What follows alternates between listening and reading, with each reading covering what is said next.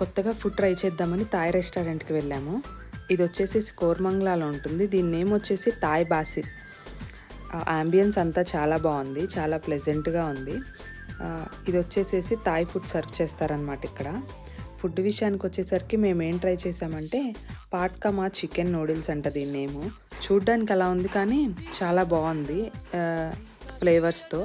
But నూడిల్స్లో brinjal ఎందుకు వచ్చిందో నాకైతే అర్థం అవ్వలేదు.